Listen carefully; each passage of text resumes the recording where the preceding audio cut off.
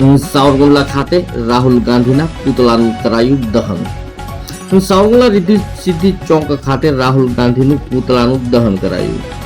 પ્રધાનમંત્રી નરેન્દ્રભાઈ મોદીના માતૃશ્રીના વિરુદ્ધ કરેલ ટિપ્પણી મામલે કોંગ્રેસ વિરુદ્ધ સૂત્રોચ્ચાર કરાયા.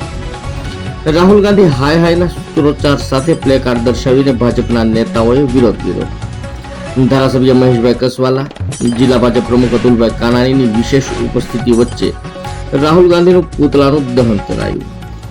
ભાજપના મહિલા કાર્યકર્તાઓએ રાહુલ ગાંધીના પુતળાને લાતો મારી. પોલીસ દ્વારા ભાજપના 10 જેટલા કાર્યકર્તાઓની કરી અટકાયત.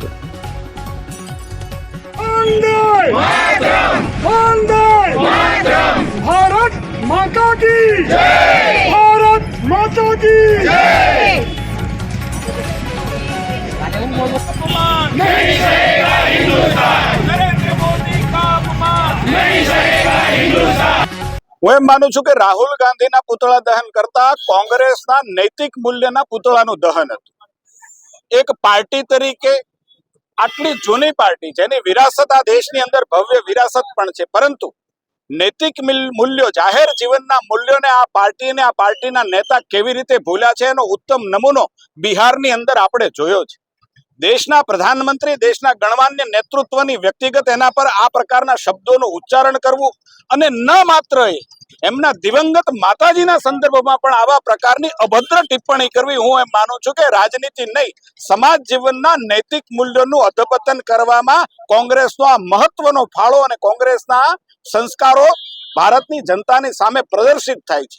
દેશની જનતાનું માથું શરમથી ઝૂકી જાય એવા પ્રકારના ઉચ્ચારણો આજે જાહેર જીવનના મૂલ્યો જે છે એનું જે પ્રકારે નીચાપણું દેખાયું છે, હું એમ માનું છું કે કોંગ્રેસનું માથું પણ એનાથી શરમથી ઝૂકવું જોઈએ.